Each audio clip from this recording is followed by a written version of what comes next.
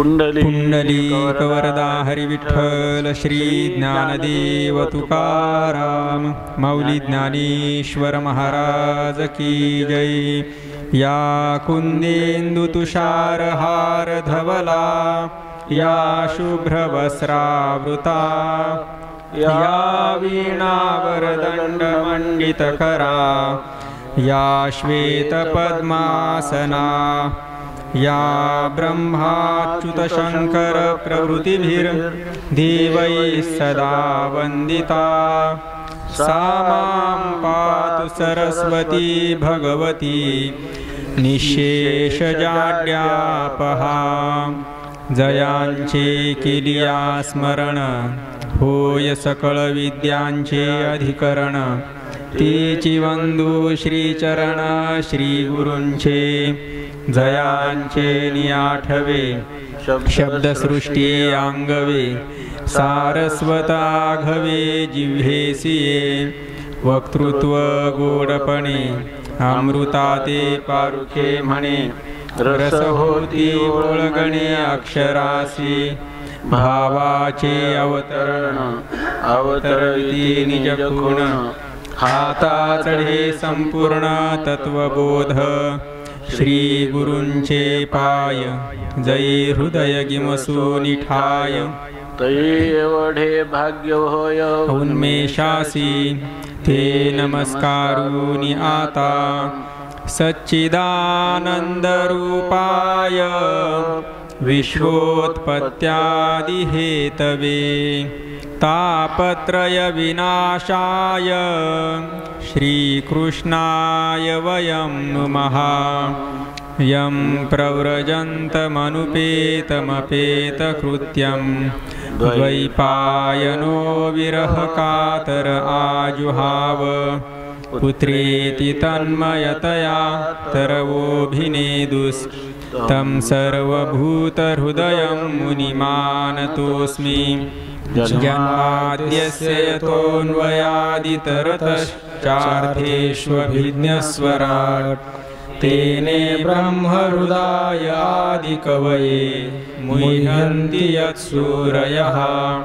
तेजो वारिमृतां यथा विनिमयो यत्र त्रिसर्गो मृषा धाम्ना स्वेन सदा निरस्तकुहकं सत्यं परं धीमहि सत्यं परं धीमहि सत्यं परं धीमहि।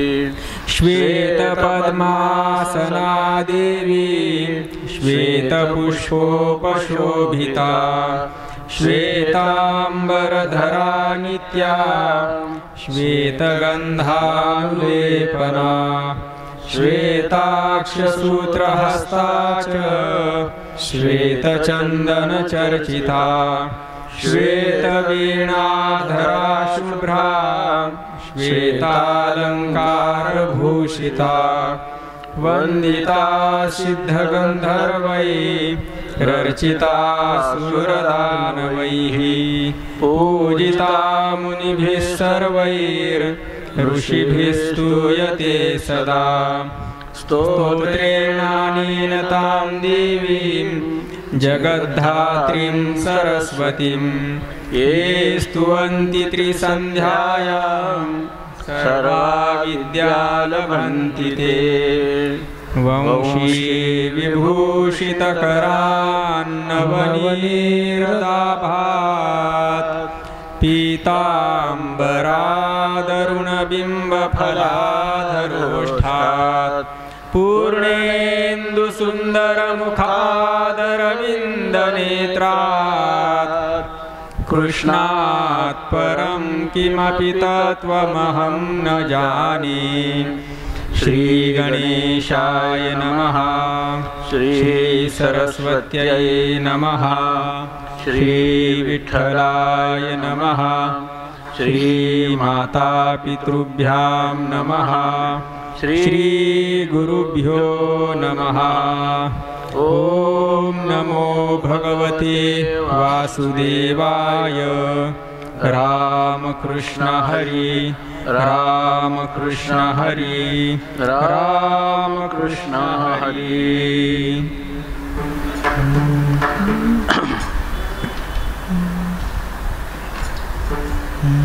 तिही त्रिगुणी ओतिले त्रिपुटीसी गोविले आणूनी बांधिले चर्मदेही न सुटता शिणता हे भवती वास पाहे प्रपंच मोहता हे काय करू कृष्ण नाम मंत्रो सुटे विषय प्रपंचो तुटे मोहन मुद्रा निघोटे वैकुंठरया सावधपणे विरुळा जाणे तेथेचे कळा विज्ञानपणे सोहळा निमथा गातू ज्ञानदेव सांगतू हरिपंथे मातू एक तत्व सांगातू जनिवनी न सुटता शिणता हे न सुटता शिणता हे।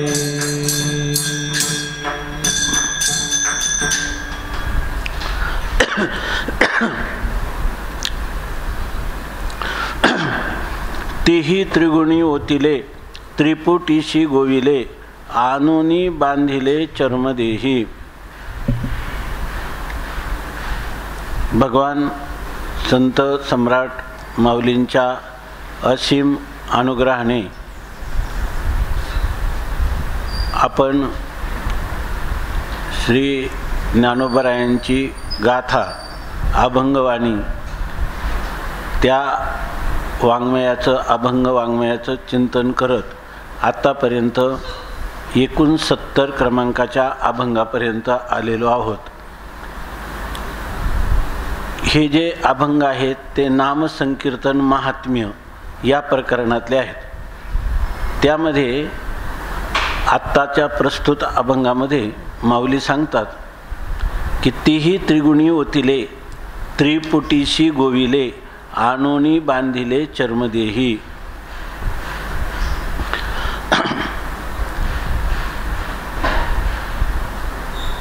जर आपल्या जीवनामध्ये जी दुःख आहेत ती सर्व दुःख का येतात, कुठून येतात याचा जर आपण विचार केला तर आत्मस्वरूपाच्या अज्ञानामुळे ही दुःख आहेत। तत्वतः आत्मस्वरूपाच्या ठिकाणी दुःख नाहीच आहे, परंतु आत्मस्वरूप हे दुःख विवर्जित आहे आणि ते केवळ सुखस्वरूप आहे, सच्ची स्वयंप्रकाश आहे आणि ते अमृत स्वरूप आहे।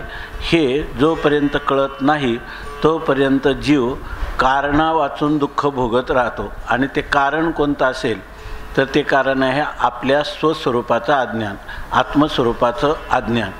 शास्त्रांनी सांगताना सर्व आपल्या जीवनामध्ये ह्या सर्व दुःखाचा शोध घेतला तर सगळं शरीर दुःखाचे कोठार, शरीर रोगाचे भांडार, शरीर दुर्गंधीची थार, नाही अपवित्र शरीर आयशे। सगळ्या दुःखांचं अधिष्ठान आहे हे शरीर। आणि ते शरीर कशामुळे प्राप्त होतं याचा विचार केला तर शरीर हे पापपुण्यामुळे प्राप्त होतं। पापपुण्यामुळे शरीर प्राप्त होतं, पण ह्या पापपुण्याला कारण काय आहे तर धर्म आणि अधर्म। ह्या धर्माचरण केल्याने पुण्य होतं, अधर्माचरण केल्याने पाप होतं। परंतु ह्या धर्माला कारण काय आहे तर राग आणि द्वेष। अनुकूल विषयाविषयी राग होतो आणि प्रतिकूल विषयाविषयी दोष होतो, द्वेष होतो। याचाच अर्थ ह्या रागद्वेषाला कारण काय आहे अनुकूल प्रतिकूल ज्ञान। हे अनुकूल प्रतिकूल ज्ञान तरी का होतात तर याला कारण आहे भेदज्ञान.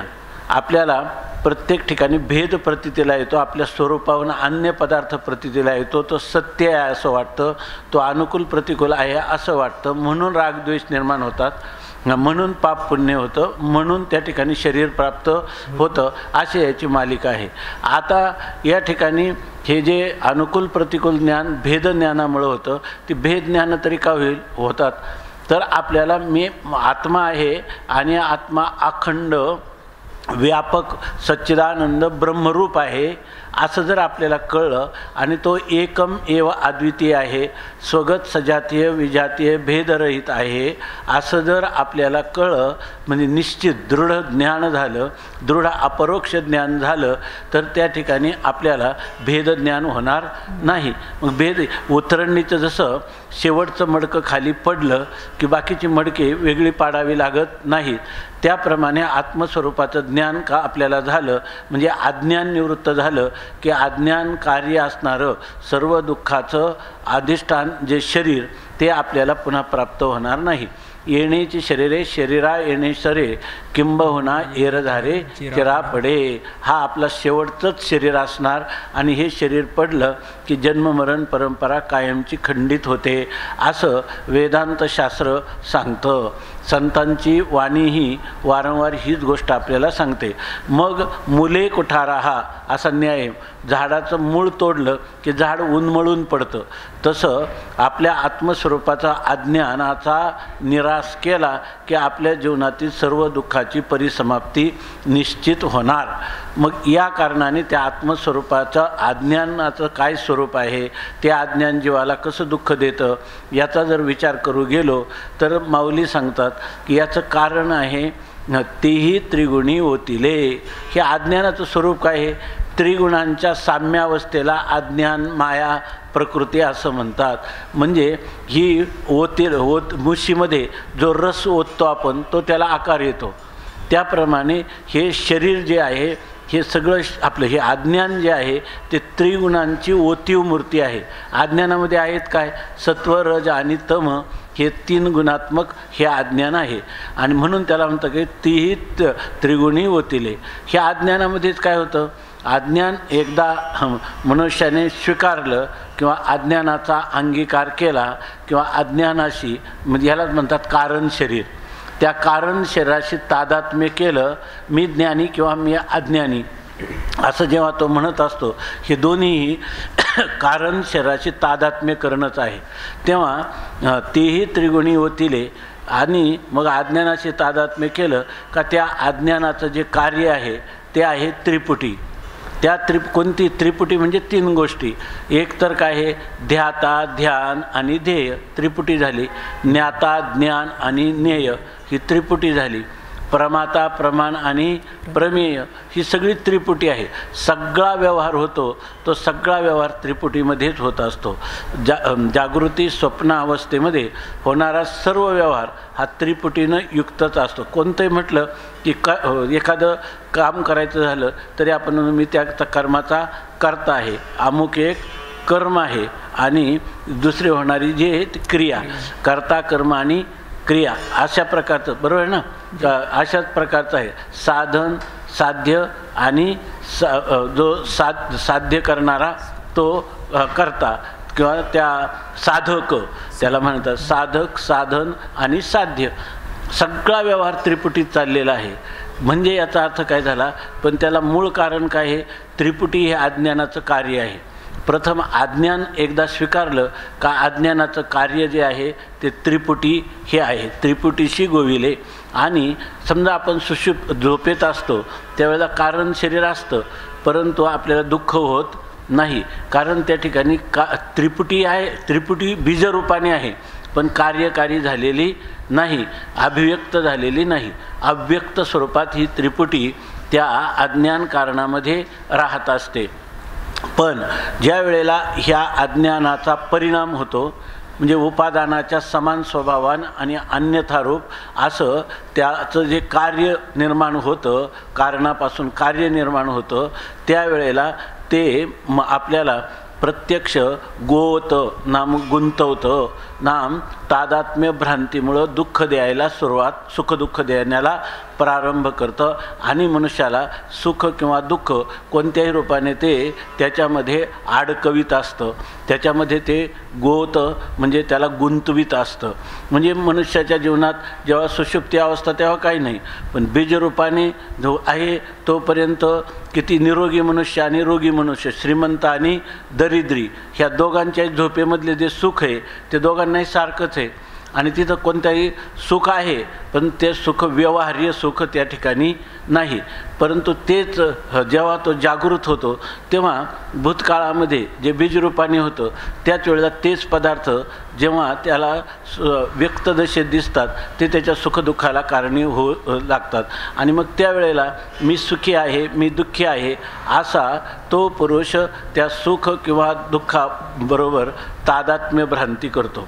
किंवा त्या सुखदुःखाचं जे कारण आहे, सुखदुःख हे अंतःकरणाचे धर्म आहेत, त्या अंतःकरण हे अज्ञानाचं कार्यच आहे. तेव्हा त्या अज्ञानाचं कार्य असणारा अंतःकरण आणि अंतःकरणाचे धर्म यांच्याशी तादात्म्य करतं. आणि ते अंतःकरण जे आहे ते अंतःकरण पुन्हा काय करतं, स्थूल शरीराशी तादात्म्य करतं. मी देह आहे असं म्हणतं, म्हणजे देहाचे जन्म मरण हे जे धर्म आहेत हे धर्म ते आपल्यावर घेतं. अगोदर सुखदुःख आपलं आहे असं म्हणत होतं, कर्तृत्व मी करता आहे, भोगता आहे अभिमान, त्या ठिकाणी ते अज्ञान कार्य अंतःकरणच हे तादात्म्य किंवा हे धर्म माझे आहेत असं भ्रमाने मानत होतं. खरं जर पाहिलं तर या ठिकाणी अज्ञान जड आहे आणि अज्ञानाचा अधिष्ठान चेतन आत्मा, आपलं स्वरूप हे कसं आहे, चैतन्य स्वरूप आहे, चिद्रूप आहे आणि हे जड आहे. जड आणि चित यांचा कधी संबंधच होणं शक्य नाही. जसं अंधकार आणि प्रकाश हे दोन्ही एका वेळेला एका ठिकाणी येऊ शकत नाहीत. जोपर्यंत अज्ञान आहे आपल्याला तर त्या अज्ञान आहे तोपर्यंत आपल्याला सुखदुःख होतील. पण अज्ञानच निवृत्त झालं तर या ठिकाणी कोणत्याही दुसऱ्या पदार्थाचा संबंध घेऊन सुखदुःखसुद्धा होणार नाहीत. म्हणून या ठिकाणी ज्ञान आणि अज्ञान हे परस्पर विरोधी धर्म आहेत. परंतु आणि आत्मा ज्ञानस्वरूप आहे, परंतु त्याला भ्रम झाला की त्या ठिकाणी ते धर्म कोणाचे आहेत, सूक्ष्म शरीर जे आहे ते सूक्ष्म शरीराचे जे धर्म आहेत ते कर्तृत्व भोक्तृत्वादी ते माझे आहेत असं म्हणतो. आणि ज्या वेळेला सूक्ष्म शरीरातून ते सूक्ष्म शरीर कसं आहे, त्याला राहण्याला जागा कोणती आहे, हे स्थूल शरीर जे आहेत त्या स्थूल शरीराला व्यापून असणारं ते सूक्ष्म शरीर आहे. त्यामुळं ह्या स्थूल शरीराचे जे जन्म मरण इत्यादी धर्म आहेत किंवा स्थूल शरीराला होणारे व्याधी आहेत ते माझ्या ठिकाणी आहे हे असं मानतं. आणि त्याचं किंवा स्थूल शरीर सुंदर असेल तर त्याचा सौंदर्याचा अभिनिवेश धारण करतं आणि त्याला बरं वाटतं, आनंद भोगतो. ते जर कुरूप असेल, व्याधीग्रस्त असेल तर ते माझेच धर्म आहेत असं समजून दुःखाला प्रारंभ होतो. आणि अशा रीतीनं हे कारण, सूक्ष्म आणि स्थूल ही तिन्ही शरीरं जी आहेत ती आत्म्याच्या ठिकाणी नसताना तो आत्मा जेव्हा माझे आहे असं म्हणतो तेव्हा ज्ञान झालं तर त्या बुद्धीला ज्ञान होतं, परंतु ते मला झालं असं म्हणून त्या ठिकाणी त्याचा आरोप आपल्यावर करून घेतं आणि निष्कारण या ठिकाणी मी ज्ञानी म्हणतं. तर समजा बुद्धीच्या ठिकाणी एखाद्या गोष्टीचा उकल झाला नाही तर मी अज्ञानी आहे असं म्हणतं, मूढ आहे असं म्हणतं. वास्तविक हे सर्व धर्म अनात्मा असणाऱ्या बुद्धीचे, शरीराचे, मनाचे, अहंकाराचे यांचे धर्म आहेत. आणि हे अज्ञानाचे धर्म, अज्ञान कार्याचे धर्म हे आपल्यावर ओढून घेतं. त्यामुळं ते त्रिपुटीशी गोविले. आणि सगळे कार्यामध्ये काय असतं, त्रिपुटीच असते. अज्ञान कार्य त्रिपुटी, पण त्याच्यामध्ये जीव गोवला जातो. आणि याचं मूळ कारण काय आहे, तो त्रिगुणी होतील. ह्या त्रिपुटीचं कारण असणारं अज्ञान हेच मुळात त्रिगुणात्मक आहे. त्याचं कार्यही कारणगुणः कार्ये अनुवर्तन्ते, कारणाचेच गुण कार्यामध्ये येतात आणि मग शेवटी त्याची अवस्था काय होते, आणुनी बांधिले चर्मदेही, आणि त्या अज्ञानाने पहिल्यांदा कारणात अज्ञानाचा अभिमान धारण केला किंवा अज्ञानाने आवृत्त असणाऱ्या अज्ञानाचा सुषुप्तीमध्ये अभिमान धारण केला. नंतर त्या अज्ञानकार्य सूक्ष्मदेहाच्या कर्तृत्वाचा, भोक्तृत्वाचा, सुखदुःखाचा अभिमान धारण केला आणि त्यानंतर हे जे चर्माने मढवलेलं असं जे स्थूल शरीर आहे त्या स्थूल शरीरा आणि त्याच्या धर्मांचा अभिमान धारण केला.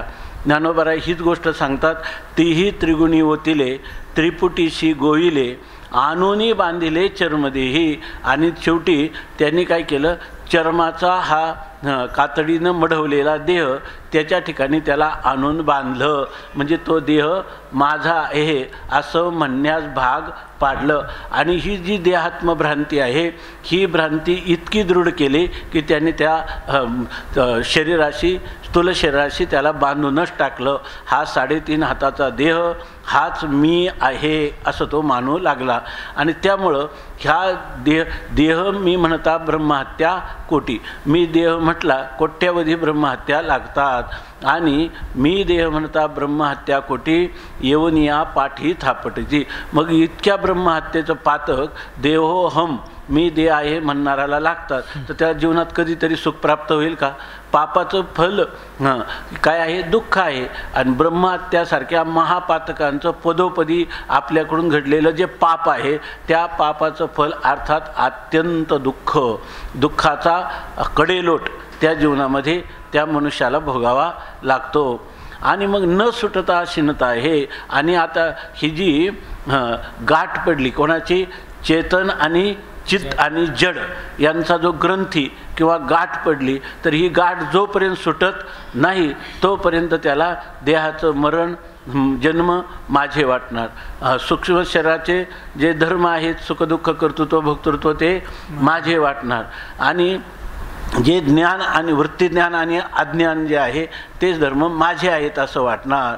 म्हणजे आता जे त्रिगुणात्मक, त्रिपुटीत्मक किंवा त्रिपुटी स्वरूप असणारं जेवढा कार्यप्रपंच आहे त्या कार्यप्रपंचाशी जोपर्यंत त्याची गाठ पडली, म्हणजे त्या चैतन्याचा आणि त्याचा तादात्म्य भ्रम झालेला आहे, तोपर्यंत त्या जीवाला कधीतरी सुख प्राप्त होईल का? कधीही सुख प्राप्त होणार नाही, कारण त्या चर्मदेहात त्याला बांधलेले आहे.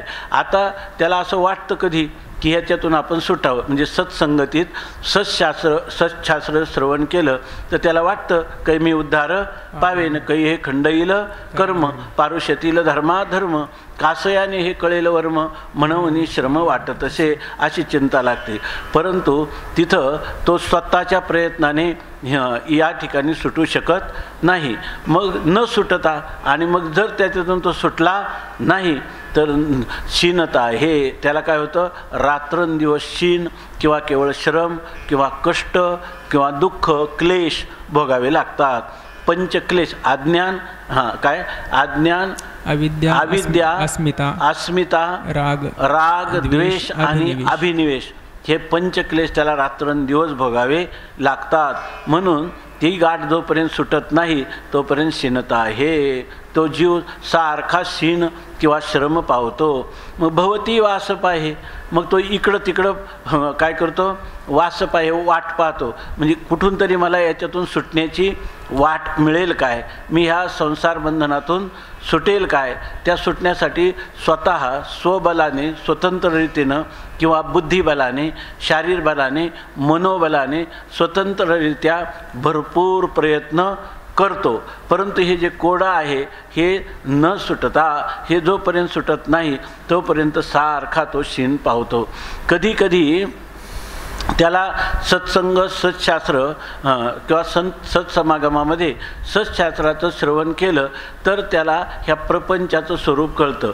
काय की हा जो संसार आहे, फलकट तो संसार येथ सार भगवंत, हा संसारच दुःखदायक आहे आणि हा मिथ्या आहे, अनित्य आहे, पारतंत्र्य रूप आहे ह्या प्रपंचामध्ये, ह्या अनित्य प्रपंचामध्ये कधीही सुखाचा लेश मिळणं शक्य नाही असं जरी त्याला कळलं, पण प्रपंच मोहत आहे. परंतु पुन्हा पुन्हा अनादिकालच्या ह्या संसाराच्या प्रपंचाच्या जे काही संस्कार त्याच्या अंतःकरणात झाले आणि ह्या पंचविषयाविषयीच्या ज्या वासना दृढमूलक झालेल्या आहेत, त्या वासनांमुळं, पूर्वसंस्कारांमुळं त्याला त्या विषयांच्या जाळ्यातून सुटता येत नाही, कारण त्याला मोह झालेला आहे. म्हणून म्हणतात प्रपंच मोहता. प्रपंच म्हणजे प्रपंच म्हणजे हे जे 5 विषय आहेत, प्रकर्षाने 5 कुठं अभिव्यक्त झालेले आहेत? हे पंच शब्द, स्पर्श, रूप, रस आणि गंध ह्या पंचविषयाविषयी हे विषय सुख हे मला हे विषय हे मला खऱ्या अर्थाने सुखप्राप्तीला कारण होतील, विषयाने मी सुखी होईल हा जो भ्रम आहे, हा विषय प्रपंच मोहता हा मोह आहे. मोह वैचित्य म्हणजे ही एक विपरीत भावना आहे. पदार्थ जसा आहे तसा न कळता उलट रूपाने, विरोधी रूपाने, विपरीत रूपाने त्याला कळतो, विपरीत ज्ञान होतं आणि ह्या विपरीत ज्ञानालाच मोह असं म्हणतात. किंवा मोह हा विपरीत ज्ञानाला कारण आहे किंवा विपरीत ज्ञानालाच मोह असं म्हणतात. आणि त्यामुळं हा प्रपंच जरी त्याला सांगितलं प्रपंच हा दुःखरूप आहे, तरी त्याला त्या प्रपंचामध्ये सुख आहे असा भ्रम काही केल्या जात नाही. तेव्हा जायला पाहिजे पण जात मात्र नाही. म्हणून म्हणतात हे काय करू? प्रपंच हा त्याला पुन्हा पुन्हा मोहिनी घालतो आणि त्या मोहामध्ये तो प्रवृत्त होतो. तेव्हा माऊली म्हणतात काय करू, काय करावं बरं? याचा ग्रंथीभेद का होत नाही? भिद्यते हृदयग्रंथी छिद्यते सर्व संशया, असं क्षीयन्ते चास्य कर्माणि तस्मिन् दृष्टे परावरे. अशा प्रकारचं उपनिषदामध्ये ऋषींनी सांगितलेलं तत्त्वज्ञान याच्या बुद्धीवर का बरं आरूढ होत नाही? काय करावं याला असं सांगतात. कृष्ण नाम मंत्रु सुटे, विषय प्रपंच तुटे, मोहन मुद्रा निघोटे, वैकुंठ रया. याच्यामध्ये कृष्ण नाम मंत्रु सुटे याला एक उपाय आहे. आपण सकाळी सांगितलं की पदपदार्थ संपन्नता व्यर्थ टवाळी का सांगता. कोणी कोणी म्हणतात की शास्त्राध्ययनाने हे करू, परंतु शास्त्राध्ययनाने हिसाब बराबर आहे, छोकरा डुबता आहे. आपण सकाळी पाहिलं त्याप्रमाणे शास्त्राध्ययन याच्यामध्ये सफलच होता असं नाही, परंतु याचा एक निश्चित उपाय आहे संतांनी सांगितलेला. तोच उपाय म्हणजे भगवंताचा नामाचं स्मरण करणं, नामसंकीर्तन करणं. तर सांगतात कृष्ण नाम हा जो मंत्र आहे त्या मंत्र सुटे, त्या मंत्राने ह्या जीवाची निश्चित ह्या संसार बंधनातून मुक्तता होईल. कृष्ण नाम मंत्र सुटे, विषय प्रपंच तुटे. आणि जे ह्या पंचभूतांपासून उत्पन्न झालेले जे हे विषय आहेत तर ते विषय तुटतील. म्हणजे त्या विषय जे आहेत त्या विषयांचा परित्यागही होईल. म्हणजे कृष्णनामचा जर त्यांनी जप केला तर त्याच्यामुळं तो ह्या संसार बंधनातून सुटेल. आणि जे पंचविषय आहेत ते पंचविषय पूर्वी जसे त्याला आकर्षित करीत होते त्याविषयी सत्यत्व बुद्धी होती, सुखत्व बुद्धी होती, त्याविषयी त्याला आता सत्यत्व बुद्धी राहणार नाही, मिथ्यात्व बुद्धी त्याच्या ठिकाणी होईल. आणि संसार किंवा प्रपंचातील विषय हे सुखरूप नसून ते मनुष्याला दुःखाच्या गर्तेत बुडवणारे आहेत असा त्या कृष्णनामामुळं निश्चय होईल. आणि मोहन मुद्रा निघोटे वैकुंठ रया. याचा हे निघोट शब्द जो आहे तर आता सांगितलं कामक्रोधे यावे कोठे, अवघे आपण निघोटे. असं पुढं काय म्हणजे काम क्रोध कुठे यावेत? मुक्ताबाई म्हणतात तर अवघे आपण निघोटे.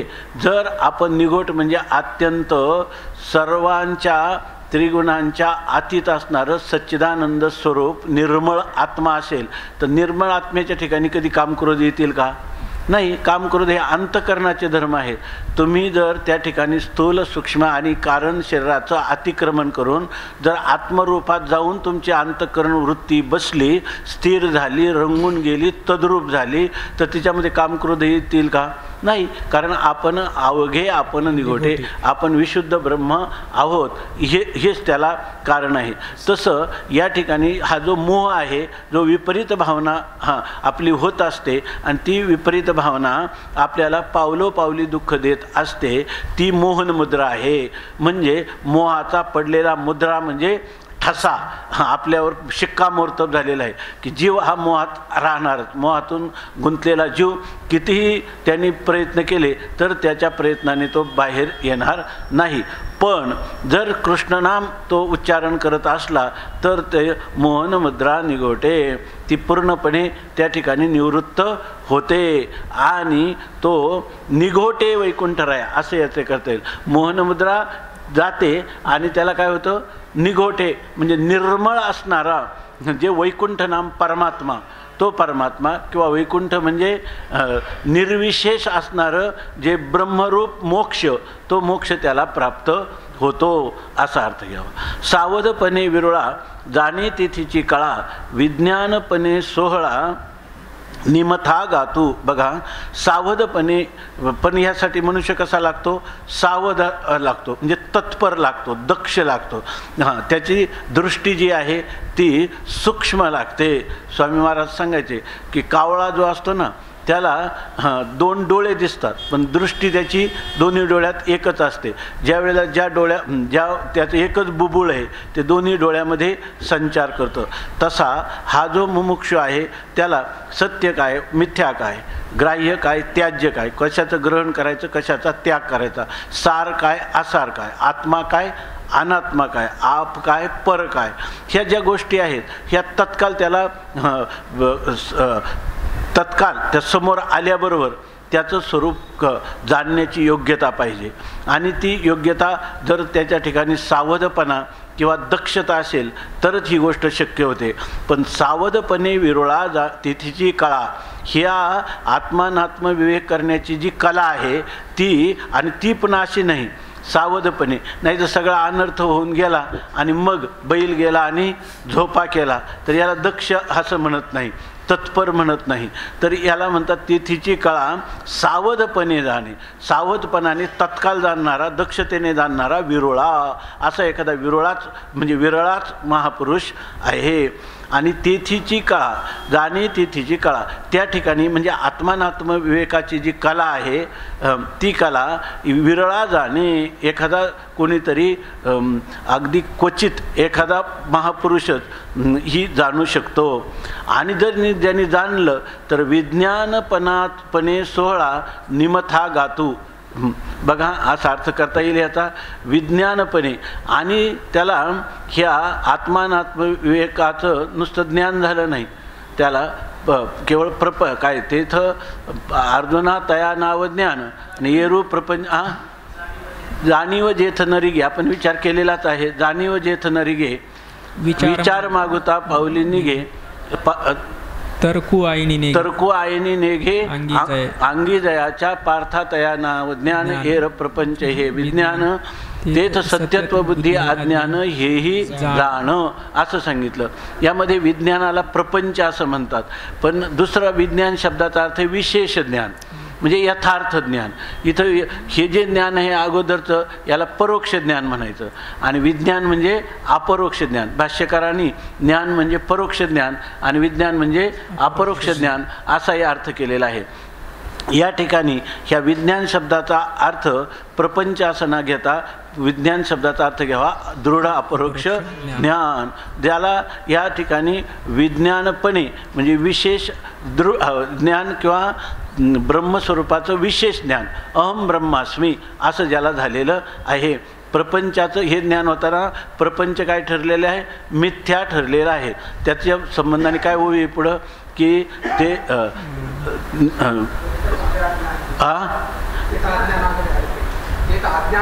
तीर्थ अज्ञान अवघे हरपे, विज्ञान निशेष करपे, ज्ञान ते स्वरूपे होनी जायजे असं सांगितलेलं आहे. तेथं अज्ञान जे हरपे, अज्ञान नष्ट होऊन जातं. विज्ञान म्हणजे कार्यरूप जो प्रपंच आहे तो दिसत असताना तो करपून जातो, म्हणजे याचा अर्थ तो बाधित होतो. आणि जे ज्ञान आहे ते ज्ञान होत नाही, वृत्ती ज्ञान, तो ज्ञानस्वरूप होऊन जातो. अशा प्रकारची जी स्थिती आहे त्या स्थितीला प्राप्त झालं त्या विज्ञानाला, दृढ अपरोक्ष ज्ञानाला, की तो काय आहे, त्या अपरोक्ष ज्ञानाचं फल काय होतं, तर अपरोक्ष ज्ञानाचं फल होतं त्याला जीवनमुक्तीचं विलक्षण सुख. त्या ठिकाणी निर्विशेष आनंदाची प्राप्ती होते. आणि तो जो सोहळा आहे, तो जो उत्सव आहे, तो निमथा गातू. त्या ठिकाणी हा जो सोहळा आहे, ह्या सोहळ्याचा आनंदोत्सव तो निमथा म्हणजे ह्या आनंदाचा निमथा म्हणजे शिखर, परमोच्च शिखरावर जातो आणि त्या ठिकाणी गातू, त्याचा आनंदाचं वर्णन करतो, गायन करतो. काय, धन्योहम धन्योहम न मे कर्तव्यम विद्यते क्वचित, मला अहो शास्त्रम अहो शास्त्रम, अहो गुरु अहो गुरु, अशा प्रकारचा तो आपला स्वतःच आपल्याला धन्यवाद देतो. किंवा त्या ठिकाणी तो गायन करतो की आजी आनंदो रे, आजी आनंदो रे, सबाई अभ्यंतरी अवघा परमानंदो रे. आज या ठिकाणी केवळ आनंद जो प्राप्त झाला त्या आनंदाने तो गायन करतो. या ठिकाणी सांगितलं ना, जो आपल्याला काय आहे की जेव्हा अतीव आनंद होतो अत्युच्च कोटीचा, तेव्हा तो आनंद अंतःकरणात मावला जात नाही, तर तो इंद्रियांतराने, इंद्रियांच्या द्वारा देखील बाहेर फाकला जातो. अशा वेळेला त्या आनंदाच्या शिखरावरून तो ह्या आनंदाचं गायन करत असतो. ज्ञानदेव सांगतू हरिपंथे मुक्ती मातू, एकतत्व सांगातू जनी वनी. ज्ञानदेव सांगतू, ज्ञानोबराय आपल्याला सांगत आहे, मुक्ती मातू हरिपंथे. मुक्ती मातू म्हणजे, मातू म्हणजे गोष्ट. जर मुक्तीची गोष्ट करायची असेल, मोक्षासंबंधाने गोष्ट करायची असेल तर मोक्षाचं साधन हरिपंथ आहे. म्हणजे श्री हरी परमात्म्याच्या नामस्मरण या मार्गाने जर तुम्ही हा पथ किंवा ही वाट, ह्या वाटेने जर चालू जाल तरच तुम्हाला मोक्षाची गोष्ट करता येईल. म्हणजे हरिनामोच्चारणा वाचून, नामसंकीर्तना वाचून मोक्षाचं दुसरं साधन नाही, असं ज्ञानोबाराय सांगतात. एकतत्व सांगातू जनीवनी. आणि हे एकच तत्व सांगातू म्हणजे आपल्या संगतीला असलं पाहिजे. एकच तत्व कुठं कुठं, जनीवनी. तुम्ही लोकांच्यात राहा किंवा वनात एकांतात राहा, पण एकच तत्व. कोणतं एकतत्व? हरिपंथे. या ठिकाणी भगवंताच्या मार्गावर राहणं, नामस्मरणावर आरूढ राहणं, हेच एक तत्व आपल्या संगतीत असणं. म्हणजे आपल्या साधनामध्ये एकमेवाद्वितीय नामनिष्ठा धारण करणं, हे जर तुम्ही असेल तरच मग ह्या मार्गाने मुक्ती मिळेल. पण नामा वाचून या ठिकाणी जर तुम्ही ह्या मुक्तीची गोष्ट करत असाल तर त्या कोरड्या किंवा वृक्ष शुष्क अशा ह्या गोष्टी आहेत असं सांगतात. आता यानंतर पुढच्या अभंगामध्ये ह्या नामस्मरण आपण करताना आपल्या जीवनामध्ये उत्तरोत्तर कशा प्रकाराने आपलं उन्नयन होतं, प्रगती होते आणि आपण आत्मस्वरूपामध्ये स्थिर होतो, ही जी प्रक्रिया आहे, ही प्रक्रिया ज्ञानोबाराय ह्या 70 क्रमांकाच्या अभंगामध्ये सांगतात. अळुमाळ सोय रातलीची धाय, सत्वती जी माये एक तत्वी, ते तत्व साधन मुक्ता मुक्त धन, कृष्ण नाम पूर्ण तेजी माये, सो करी पाप पुण्या ठाई आपा, आयुष्याच्या मापा हरी धावे, ज्ञानदेव गीत गातसे नित्य, कृष्ण कृष्ण सत्य ही तुके सार, ते तत्व साधन मुक्ता मुक्तधन कृष्ण नाम पूर्ण तेजी माये अळूमाळू सोय रातलीची धाय सत्वतेजी माये एकतत्वी आळूमाळू सोय काय मनुष्य जेव्हा परमार्थाला लागतो तेव्हा आपल्याला माहिती आहे या वेदांत शास्त्रामध्ये किंवा योगवासिष्ठामध्ये सप्त भूमिका सांगितल्या चित्ताच्या. पहिल्यांदा शुभेच्छा निर्माण होते म्हणजे आपण परमार्थ करावा आणि भगवंताचं नामसंकीर्तन आपल्याकडून व्हावं असं आपल्याला वाटतं, त्याला म्हणतात शुभेच्छा. या ठिकाणी म्हणजे भगवंताचं नामस्मरण ऐकावं, नामस्मरण करावं अशा प्रकारची शुभ इच्छा होते. तीच अधिक आपल्या सखोल अंतकरणात जाऊन तिचं मनन व्हायला लागलं, सारखं अनुसंधान व्हायला लागलं की त्याला म्हणतात सुविचारणा. नंतर तनुमानसा हेच नामस्मरण जेव्हा अधिक गंभीर स्तरापर्यंत जातं, जितकं सूक्ष्म रीतीनं व्हायला लागतं म्हणजे पहिल्यांदा वैखरी वाणीतलं त्या ठिकाणी वैखरी वाणीचा जप हा कंठ प्रदेशामध्ये उपांशी रूपाने व्हायला लागतो. पुढं जाता जाता त्याचा प्रवास मध्यमेमधून पश्यंतीमधून त्या ठिकाणी परेमध्ये आणि नंतर परावाणीच्याही पलीकडं असणारं परेहुनी परते घर तेथे राहू निरंतर असा विचार होतो. तेव्हा ही जी सुविचारणा आहे ती तनुमानसेमध्ये जात असताना जेव्हा त्याचा तनु म्हणजे हलकी होणं, मन हलकं होणं. मन जड कशाने झाले? काम, क्रोध, लोभ, मोह, मत्सर, मद यांनी ते मन जे आहे ते जड झालेलं आहे तर किंवा दूषित झालेलं आहे. आणि ती दूषितता जाण्यासाठी नामस्मरण हे ह्या अंतकरणातल्या पापवासनांना घालून टाकतं. त्यावेळेला त्याला सत्वापत्ती असं आपलं त्यावेळेला त्याला तनुमानसा असं म्हणतात. आणि त्यानंतर त्या पुरुषाला जेव्हा यथार्थ ह्या जगाचं आणि जगताचं अधिष्ठान ब्रह्मतत्वाचं ज्ञान होतं आणि ते अधिष्ठान मीच आहे, अहम ब्रह्मास्मी असं ज्ञान होतं नामसाधना करता करता, त्यावेळेला त्याला सत्वापत्ती असं म्हणतात. आणि पुढं जाऊन त्याला सत्वापत्ती प्राप्त झाल्यानंतर पाचवी अवस्था सांगितलेली आहे असंसक्ती. त्यावेळेला त्याला जगातले हे जे भौतिक पदार्थ विषय आहेत पंचविषय याविषयी त्याला अंतकरणात चिकटा संसक्ती म्हणजे आसक्ती त्याला राहत नाही. नंतर पुढे गेल्यानंतर ज्या पदार्थाविषयी अगोदर त्याला आसक्ती होती आता अनासक्ती झाली. पुढे ते जे पदार्थ आहेत ते इतके स्वप्नापेक्षाही स्वप्न वराड नव्हे स्वप्न घे माये बाप रखुमा देवरू विठ्ठलाचे वेगी आठवा पाय. या रीतीनं परमात्म चिंतनामध्ये त्याला ह्या जगाचा विषयांचा विसरच पडतो. विषयी विसर पडिला निशेष अंगी ब्रह्मरस ठसावला, तेव्हा त्याला पदार्थाभाविनी नावाची अवस्था प्राप्त होते. आणि याच्यामध्येही ही अवस्था जेव्हा अधिक गंभीर स्तरापर्यंत अंतकरणाच्या जाते त्यावेळेला ते अंतकरण जे आहे तेही त्या चिंतने तद्रूपता वेगळं राहत नाही. ते उन्मनी भावाला तुरीय अवस्थेला किंवा समाधीला ते प्राप्त होतं. म्हणून त्याला उन्मनी तुर्या विनोदे छंदे छंदे डुलतसे त्या आत्मस्वरूपातच ते तद्रूपतेला प्राप्त होऊन जातं. मीठ जसं समुद्राच्या तळाचा शोध घ्यायला समुद्रात प्रविष्ट झालं तर ते समुद्ररूपच होऊन गेलं. पुन्हा त्याला समुद्राचा ठाव घ्यायला निघालं ते पुन्हा सांगायला सुद्धा पाठीमागे येत नाही.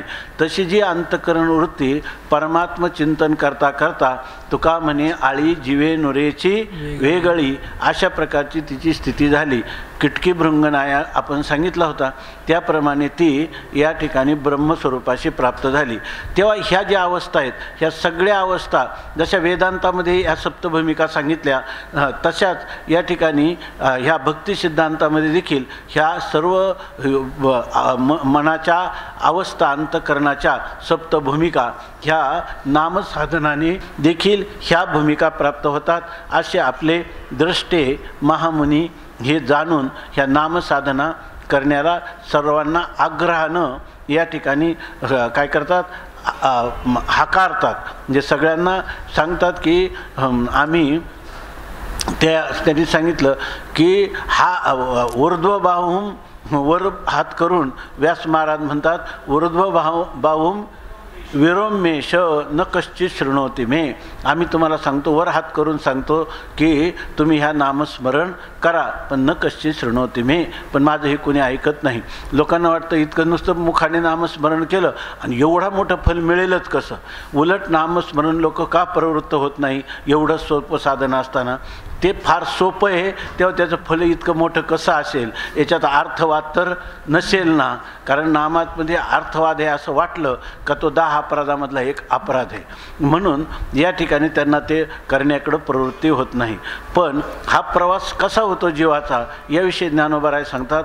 आळू माळू सोय रातलेची धाय सत्वतेजी माये एकतत्वी. अळूमाळू, अळूमाळू म्हणजे थोडंसं, सोय म्हणजे आवड, म्हणजे सत्संगतीत श्रवण करून करून नामाचं महात्म्य थोडीशी आवड निर्माण झाली. आळूमाळू सोय म्हणजे शुभेच्छा निर्माण झाली. परंतु ते म्हणतात रातलीचं धाय, अगोदर त्याला प्राप्त झालेली नाही, परंतु सत्संगतीमध्ये गुरूंच्या आज्ञेने किंवा गुरूंच्या सहवासात शास्त्रश्रवण केल्याने त्याला ह्या नामस्मरण साधनाचं महत्त्व कळतं. तेव्हा त्याला आळूमाळ थोडीशी आवड लागते.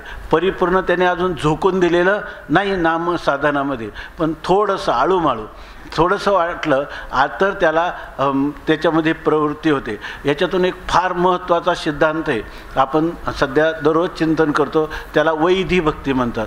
मग त्याला थोडीशी म्हणजे काय, आज मी 1 माळ तरी जप करणार असं तो म्हणतो का. याचं प्रात्यक्षिक मी करणार आणि करतो किती 24 तासातली 1 माळ करतो. करता करता त्याला आवड लागायला लागते. नंतर त्या आवडीमध्ये त्याला असं वाटायला लागतं की आज 2 माळा करू, पुढं 3 माळा करू, अशा प्रकारचं जप करू, नामसंकीर्तन करू, 1 तासभर करू, 2 तासभर करू. असं करता करता तो त्याच्यामध्ये रातलीचे त्याच्यामध्ये रममान होतो. त्याच्यामध्ये रम धातूचं रत असं शब्द झाला आहे आणि रातली म्हणजे त्याच्यामध्ये रममान झाली वृत्ती. आणि एकदा जितकी नामामध्ये रममान होईल तितकी धाय, तितकी त्याला काय होते, तृप्ती. त्याला ती तृप्ती कशी, निरंकुशा तृप्ती, विषय तर नाही, मुखात नाम आणि आनंदाला जोडा नाही, या आनंदाशी जोडा, अशा प्रकारची त्याला सांगता गोष्टी लागत नाही. गोडा आलाशी चाडा आलाशी आकारा अमुच्या चाडा तुका म्हणे भेडा भक्तीची. अहो हे नामस्मरणात काही विशेषच आहे. आता त्याला जेव्हा स्वतः अनुभव येतो तेव्हा त्याला काही तर्क करण्याची दुसऱ्या प्रमाणाची गरज वाटत नाही, कारण अनुभव हे सर्वात प्रबल प्रमाण आहे. म्हणून त्याला रातलीची धाय, धाय म्हणजे तो तृप्त होतो, निरंकुशा तृप्तीला प्राप्त होतो. नाम सोडून अन्य साधन निरपेक्ष असं निर्विशेष सोलीव सुख ह्या नामामध्ये आहे असा त्याचा स्वतःचाच अनुभव होऊन जातो. आणि सत्व तेजी माये एक तत्वी. आणि त्या ठिकाणी सत्व एक तत्वी सत्व तेजी माये. आणि त्याची जी तृप्ती आहे ती तृप्ती जेव्हा त्याला हा परमानंद प्राप्त होतो तेव्हा जे सत्व म्हणजे परमात्म्याचं जे सत्स्वरूप आहे त्या सत्स्वरूपाचं जे तेज आहे आणि तेज आहे ते एकतत्व. आणि त्या एकतत्वामध्येच ते माये म्हणजे मावतं, म्हणजे त्याच्यात समाविष्ट होतं. आणि समाविष्ट झालं सत्वतेज म्हणजे परमात्म्याचं जे सद्रूप आहे, जे तेज म्हणजे जे चिद्रूप आहे. आणि ते सद्रूप आणि चिद्रूप कोण आहे, परमात्म्याचं नाम आहे. आणि तेच एक तत्व म्हणजे तथ्य आहे किंवा तेच वास्तव आहे आणि त्याच्या ठिकाणी तो मावतो नाम त्याच्याशी तद्रूप किंवा समरस होऊन जातो. म्हणजे हे नाम साधन आहे. हे नाम साधन सुरुवातीपासून तर मोक्षापर्यंत नेतं आणि मोक्ष झाल्यानंतरही पुन्हा ते नामातच ते सामावतं. त्याचं नाम जे आहे ते अखंड चालू राहतं. ते तत्व साधन मुक्तामुक्त धन कृष्ण नाम पूर्ण तेजी माये. ते तत्व साधन त्या तत्वाच्या प्राप्तीचं साधन जर काय असेल ते तत्व कसं पुन्हा ते कसं आहे मुक्तामुक्त धन. त्याच्या ठिकाणी मुक्त आणि अमुक्त म्हणजे जे मुक्त झालेले आहेत त्यांनाही ते काय आहे नामधनच आहे आणि जे अमुक्त आहेत ज्यांना मुक्तता प्राप्त झाले नाही बद्ध जीवांनी काय करावं नामस्मरण करावं आणि मुक्त जीव जे आहेत त्यांनाही ते तत्वप्राप्तीचं साधन आहे. आणि ज्यांना ज्यांचा बंध निवृत्त झाला आहे आणि मुक्त झालेले आहेत त्यांना तेच नाम जे आहे तेही तत्वसाधन म्हणजे त्या ठिकाणी त्यांना जीवनमुक्तीच्या विलक्षण सुखाचं साधनही नामच आहे. म्हणून जीवनमुक्तीचं साधन नाम आणि जीवनमुक्ती झाल्यानंतर उर्वरित जे जीवन आहे ते सुद्धा उरले उपाधी कारणे तेत्वा विचिले दर्शने. त्याच्यासाठी नाम हेच साधन आहे.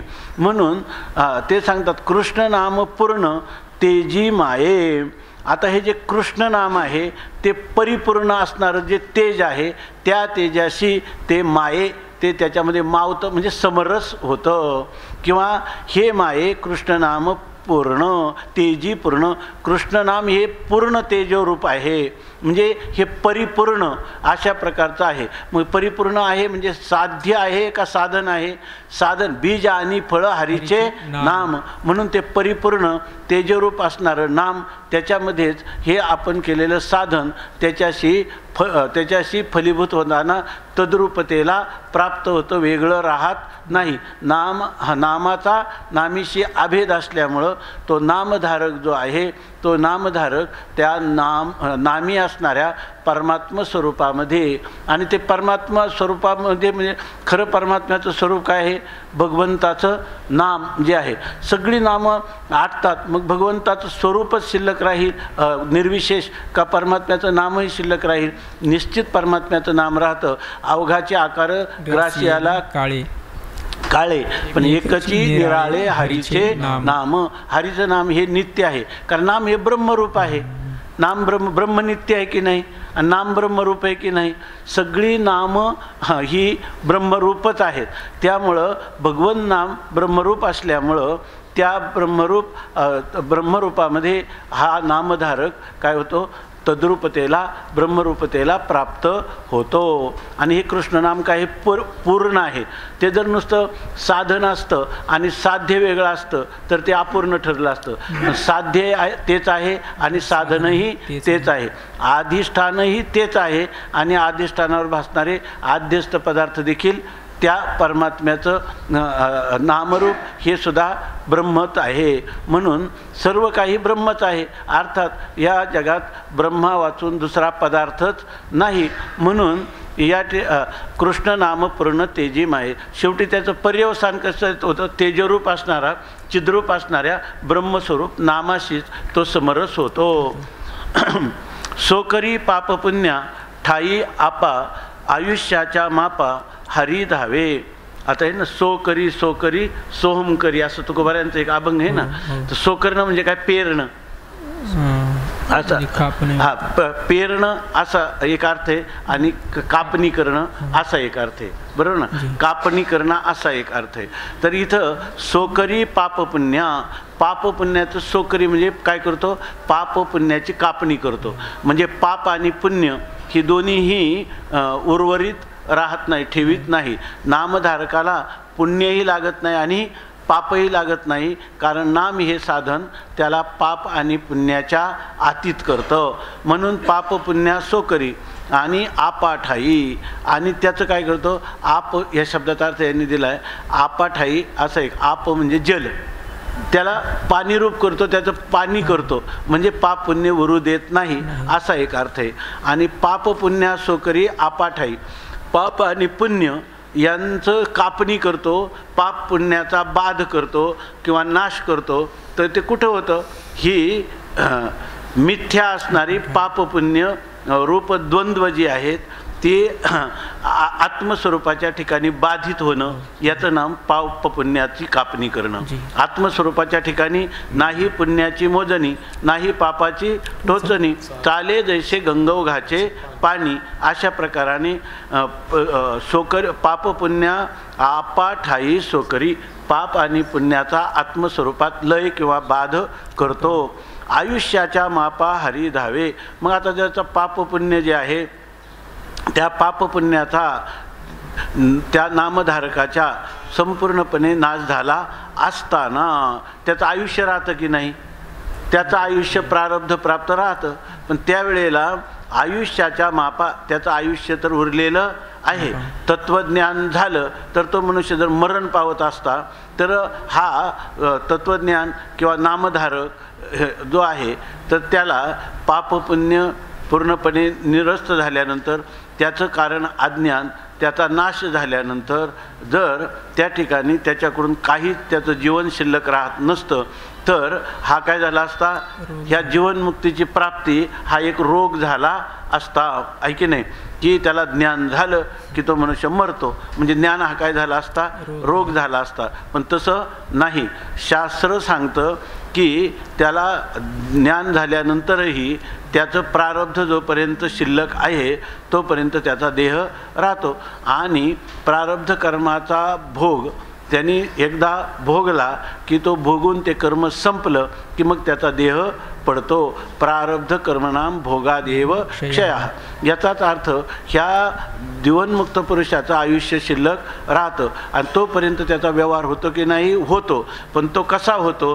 तर ते सांगतात आयुष्याच्या मापा त्याचं आयुष्य जे उरलेलं आहे त्या गणनेमध्ये हरी धावे. त्या ठिकाणी परमात्मा जो आहे तो त्याला काय मागे पुढे उभा राहे सांभाळित, आलिया आघात निवाराया. योगक्षेम त्यांचा जाणे जडभारी, वाट दावी करी धरोनिया. अशा प्रकारचं त्याचं परमात्मा त्याचं रक्षण करत राहतो. ज्ञानदेव गीत गातसे नित्य, कृष्ण कृष्ण सत्य इतके सार. ज्ञानोबा राय म्हणतात की ज्ञानदेव नित्य गीत गातसे. मी नित्य रात्रंदिवस गायन करतो. कोणतं गायन करतो? काय करतो? तर कृष्ण कृष्ण कृष्ण हेच गायन मी करतो. आणि हे जे गायन करतो मी तर करतो, पण लोकांना पण सांगतो. ऐसे जागवितो मना सरिसे जना सहित, आत्मनो मोक्षार्थम जगद्हितायचं. मी माझं स्वतःच्या जीवनामध्ये सारखा कृष्ण कृष्ण कृष्ण म्हणत राहतो. आणि जर माझ्या सहवासात जे लोकांचा, मुमुक्षूंचा, साधकांचा समुदाय आला तर त्या लोकांच्या कल्याणासाठी मी काय म्हणत असतो? कृष्ण कृष्ण सत्य इतके सार. ह्या सर्वांत जगामध्ये सर्वात जर सारभूत पदार्थ असेल तर कृष्ण कृष्ण कृष्ण एवढाच पदार्थ सत्य आहे. बाकीचं सर्व हरिनाम साच. हरिनाम साच आहे आणि इतर प्रपंच खोटा आहे, मिथ्या आहे, स्वप्नतुल्य आहे. असं या ठिकाणी हे प्रपंच काय सार सार सार विठोबा नाम तुझे सार, म्हणून शिळपाणी जपत आहे वारंवार. तेव्हा सर्वांनी कृष्ण कृष्ण या नामाचा जप करा. हेच मी सर्वांना, इतुलेचे सार हेच सार आहे. आणि तुम्ही गीताच्या द्वारा, ह्या अभंगवाणीच्या द्वारा सर्व लोकांना जागृती देताना जगजोगी जगजोगी जाग जाग बोलते, जागता जगदेव राखा काही भाव, पूजापत्र काही फळ पुष्प तोय, बहुता दिसा फेरा आला या नगरा, नका घेऊ भार धर्म तोची सार, तुका म्हणे दान द्यावे जी अनन्य. हेच आम्ही सांगतो की सर्वांना तुम्हाला काय करे टाळी बोला मुखी नाम, तुम्हाला लागोनिया पाया विनवितो तुम्हा, लागोनिया पाया विनतो तुम्हाला, आणि करे टाळी बोला मुखे नाम. हेच मी सगळ्यांना सांगतो. कृष्ण कृष्ण सत्य इतके सार. आता हे जे नाम आहे मग सर्व लोकांनी घ्यावं ना.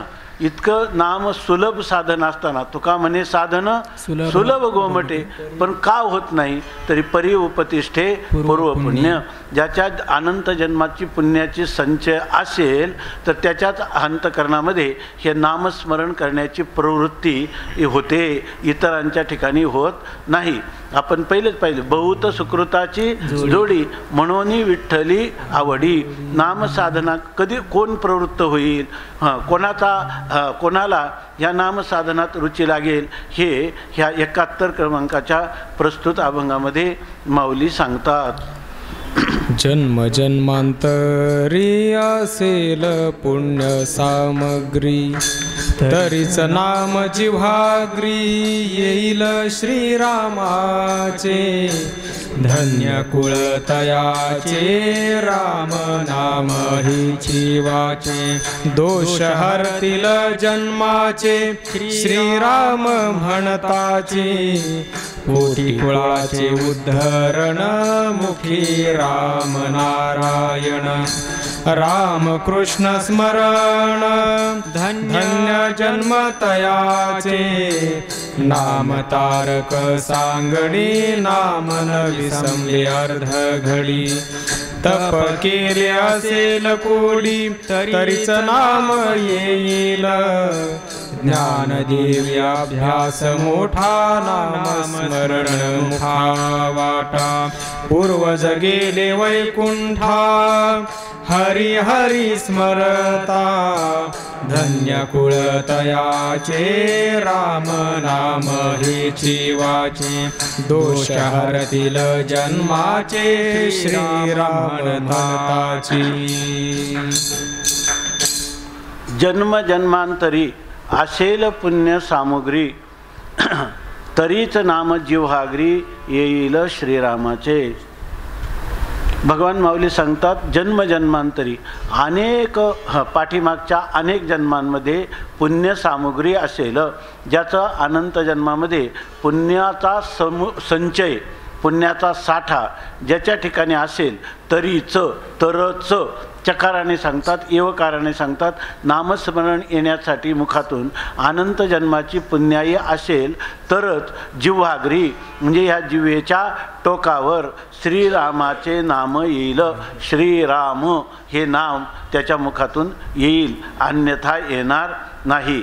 आपण एक हे करून ठेवलेलं आहे त्यांचं, म्हणजे पाहिलेलं मी आहे, त्यांनी संरक्षित ठेवलेलं आहे. एक जवळजवळ आमच्या गावाकडं एक वारकरी त्यांनी देह ठेवताना हॉस्पिटलमध्ये आहेत, परंतु इतकं त्यांना त्या वेदना आहे, नंतर त्यांना पूर्णपणे मूर्छा आलेली, पण तोंडातून राम राम राम, जसं जटायूनं कसा धावा केला त्याप्रमाणे ते धावा करतात असं दिसतं त्याच्यामध्ये. याचं कारण काय आहे, अशा अवस्थेत देखील परमात्म्याचं नामस्मरण हे पूर्वजन्माच्या अनंत पुण्याईनंच प्राप्त होतं. तरीच नाम जिव्हाग्री येईल श्रीरामाचे. आता हे नाम ज्याच्या मुखात येतं तर त्याचं असं समजायचं की धन्य कुळ तयाचे राम नाम हे चिवाचे. दोष हरतील जन्माचे श्रीराम म्हणताची. तर तयाचे कुळ धन्य असा जो पुरुष आहे तर त्याचं कुळसुद्धा धन्य आहे. त्याने नामधारकाने आपल्या आईची कुस, संपूर्ण पृथ्वी या ठिकाणी आणि आपलं कुळ हे सर्व पवित्र केलं आहे.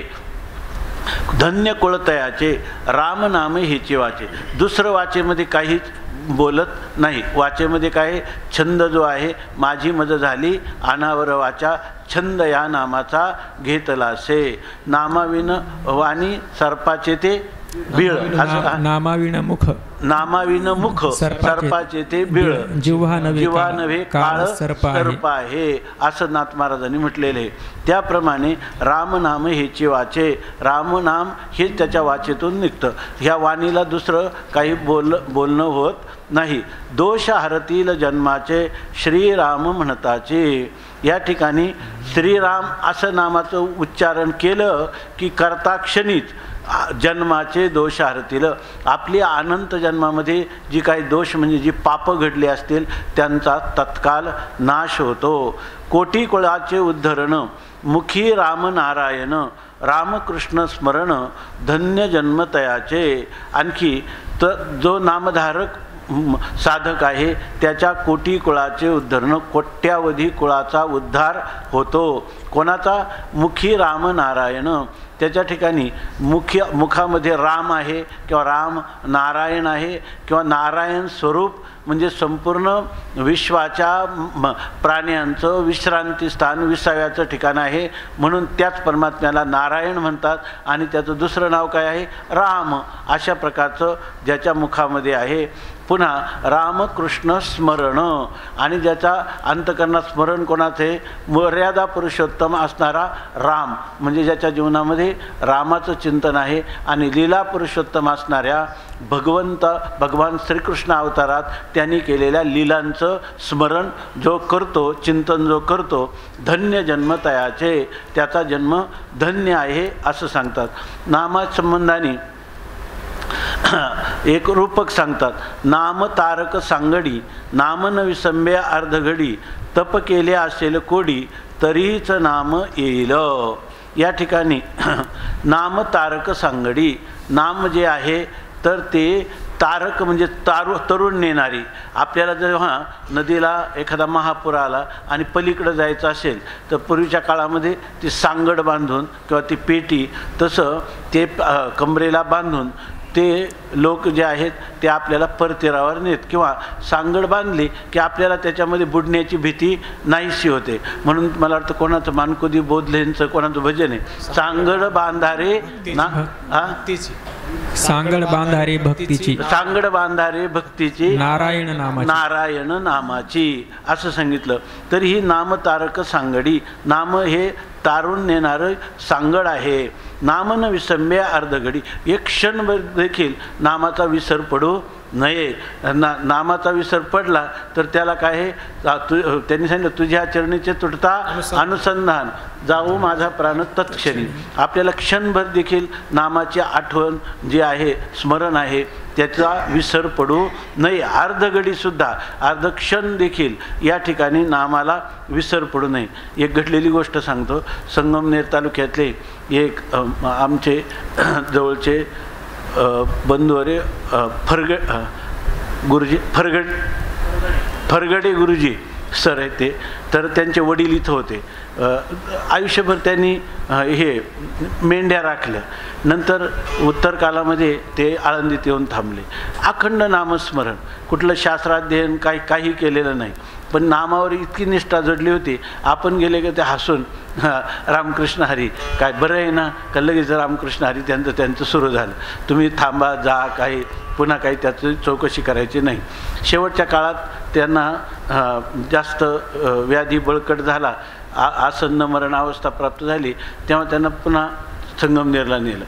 तर ते संगमनेरला नेल्यानंतर सगळ्या लोकांना कळलं की बाबा आलेले आहेत. सगळे नातेवाईक भेटायला यायला लागले त्यांना. तर त्यांनी असं सांगितलं की मुलाला, त्या सरांना बोलून सांगितलं आता लोकांना जास्त माझ्याकडे आणू नका, आता माझा थोडा वेळ राहिला आहे, मला भगवत चिंतनात कशाला अंतराय करता. असं करत त्यांनी भगवत चिंतन करीत देह सोडला. कारण नाम न विसंबे अर्धघडी, त्या नामाचा विसर पडला की त्यांना प्रलयकाल ओढवल्याचं दुःख होतं. म्हणून नाम न विसंबे अर्धघडी तप केले असेल कोडी तरीच नाम येईल. कोट्यावधी जन्मात जर शारीरिक, मानसिक किंवा वाचिक ही सर्व तप केलेली असतील तरच जीवाग्री नाम येईल. किंवा ज्यांनी ह्या नाम पाठाचा तप केला असेल अनंत जन्मामध्ये तर त्यांना या जन्मी देखील देहत्याग करताना त्यांना नाम येईल. किंवा देहत्याग होण्याच्या पूर्वी आजीवन त्यांच्या मुखामध्ये नामस्मरणच येत राहील. ज्ञानदेवी अभ्यास मोठा नामस्मरण मुखावाटा पूर्वज गेले वैकुंठा हरी हरी स्मरता. वास्तविक महापुरुष आपल्या अनुभूती जी आहे अशी प्रगट करत नाही, पण अवतारी कोटीतले महापुरुष जे असतात, कारण आपल्याला आपली अनुभूती ही अपरिपक्व असू शकते, त्याला अभिमान थोडा त्याला अभिमानाची अभिमानाचा थोडा का होईना झळक त्याच्यामध्ये असू शकते. पण महापुरुषांच्या विषयी पुढच्या सगळ्या साधक जणांना त्याच्याविषयी आत्मविश्वास निर्माण व्हावा आणि त्यांनी आत्मविश्वासपूर्वक ह्या नामसाधनाचं अनुष्ठान करावं म्हणून ज्ञानोबाराय स्पष्ट सांगतात. ज्ञानदेवी अभ्यास मोठा. ज्ञानोबाराय म्हणतात की हा फार महान अशा प्रकारचा अभ्यास आहे. कोणता? नामस्मरण. मुखावाटा नामस्मरण. मुखाने नामस्मरण करणं लगेच मनात आलं. बरेच लोक म्हणतात की आता नाही, पण आम्ही एकदा सेवानिवृत्त झालो की मग मात्र अजून सेवानिवृत्त झाल्यावर आम्ही हेच करणार. नंतरही म्हणतात की आता फक्त काय आहे, त्या मुलाचं लग्न, त्याच्यानंतर त्याचा मुलगा, त्याचं संगोपन, आणि हे एकदा झालं ना, हा मुलगा थोडा मोठा झाला ना, आम्ही आळंदीलाच येऊन राहणार आहे. मग आपलं एकदा बसतान बसलं म्हणजे झालं असं म्हणतात. स्वामी महाराज म्हणायचे का असं जर एखाद्याने सांगितलं सेवानिवृत्तीनंतर बराच काळ गेला तरी त्यामुळे अजून थोडं बसतान बसायचे. स्वामी महाराज म्हणजे निश्चित बसतान बसणार, तू काळजीच करू नको, आळंदीला येऊच नको, चौघाच्या खांद्यावर बसतान होईल म्हणायचे. ज्ञानदेवी अभ्यास मोठा. महान अशा प्रकारचा अभ्यास कोणता? मुखावाटा नामस्मरण. हाच खरा मोठा अभ्यास आहे. नामस्मरणासारखा अभ्यास शास्त्राध्ययन हा काय मोठा अभ्यास नाही. नामस्मरण करणं हा मोठा अभ्यास आहे. आणि हे केल्यावर पूर्वज गेले वैकुंठा. शास्त्र सांगतात का पूर्वज वैकुंठाला जातात. ज्ञानोबाराय काय म्हणतात? पूर्वज गेले वैकुंठा. सगळे पूर्वज वैकुंठाला गेले. आता एक आजी आपल्या संस्थेमध्ये त्यांनी बरंच आयुष्याचा बराच काळ सेवा केली, मुलांचा स्वयंपाक करण्याचा. आता ते थकलेले आहेत. त्या थकलेल्या अवस्थेमध्ये आता ते एकदम निष्किंचन झालेले आहेत. त्यांच्याजवळ काही नाही, कोणीतरी थोडं मदत देतं. आजही ते भिक्षान्न करून जवळजवळ 75-80 वय आहे त्यांचं. त्यांच्या मनात त्या एक दिवस आल्या आणि त्या असं म्हटल्या की आमचे जे पूर्वज आहे ते कर्नाटकातले आहे, बेळगावकडच्या. त्या म्हणतात बरोबर ना, कर्नाटकातले आहेत. तर त्यांनी सांगितलं की आमचे जे पूर्वज आणि आता सध्या असणारे आम्ही जे वंशज आहेत त्यात मीच कसे आले माहीत नाही आळंदीला. आणि मी आळंदीला माऊलीला समर्पण झाले, मला खूप समाधान प्राप्त झालं. पण मला नेहमी वाटतं, मी भागवत ऐकते तेव्हा मला असं वाटतं की आमचे जे वंशज आहे, जसं परीक्षिती राजा मुक्त झाला तसं आमचे सगळे वंशज जे आहे ते मुक्त व्हावेत असं जर वाटत असेल. म्हणतात की भागवताची संहिता वाचन केलं की जसा तो हा उद्धरून गेला. कोण? भागवत महात्म्यामध्ये धुंदुकारीचा जसा उद्धार झाला, तो अत्यंत पापी होता. परंतु तसंच आमचे पापी सगळे पूर्वज आहेत ते मला माहीत आहे, तर त्यांचा उद्धार झालाच पाहिजे आणि त्यासाठी भागवत मला करायचं. त्यांना म्हणलं काय करायची गरज नाही तुम्हाला याचं, ते नाही. आणि जिथं ते झाले आमचे सगळे वंशज, त्या शेतात जाऊन तिथंच आम्हाला हे संहिता वाचन करायचं, मला एखादा मनुष्य द्या कोणीतरी, असं ते सारख्या 1 वर्षापासून म्हणत होत्या. नंतर आम्ही म्हटलं करोनाचा काल आहे. मग ते म्हणे आता करोनाचा काल कमी झाला आहे. म्हटलं अजून थोडा आहे. आणि ते म्हणे मग पाठवा कोणाला तरी. तर ते मी म्हटलं त्याला 2 लस पाहिजे, त्याला प्रमाणपत्र पाहिजे, पुन्हा दुसऱ्या राज्यात जाण्याचा पास पाहिजे, आणि आम्ही कोणाला सांगणार तुमच्याकडे येण्याचं, तुम्ही इथं करा, आम्ही मदत करू तुम्हाला, इथं करा त्यांच्या नावाने. ते म्हणे नाही तिथंच करायचं. करता करता त्या तयार झाल्या. त्यांनी भागवत संहिता वाचन, मग संहिता वाचन करून ते म्हणे माझ्याजवळ तर काही नाही. मग आपल्या संदीप महाराजांना म्हटले, संदीप महाराज म्हटले करतो. मग त्या म्हातारीला असं वाटलं की हे करतात की नाही म्हणून ती दररोज येऊन बसायची तिथं पारायण सगळं. आणि सगळं पारायण पूर्ण झालं. नंतर त्यानं पंगत पण तिकडं दिली, संहिता वाचनाबरोबर भागवत पण सप्ताह पण केला सगळं याच्यामध्ये. आणि नंतर मग ती म्हटली आता हे पारायण पूर्ण झालं, आता पूर्वजांचं काय व्हायचं नाही. म्हणलं पूर्वज गेले वैकुंठाला, भागवत झालं, कोणी आता इथं खाली येणार नाही, राहिलं नाही कोणी. मग बरं झालं म्हणे. याच्यामध्ये त्यांनी सांगितलं की काय झालं, पूर्वज गेले वैकुंठा हरी हरी स्मरता. भगवान श्रीहरीचं नामस्मरण करता करता आमचे पूर्वज वैकुंठाला गेले, हा आत्मविश्वास, हे अनुभूती ज्ञानोबाराय या अभंगामध्ये सांगतात. आणि यानंतरचा जो विषय आहे तो उद्या पाहू. पुंडलिक वरदा हरी विठ्ठल श्री ज्ञानदेव तुकाराम ज्ञानेश्वर महाराज की जय.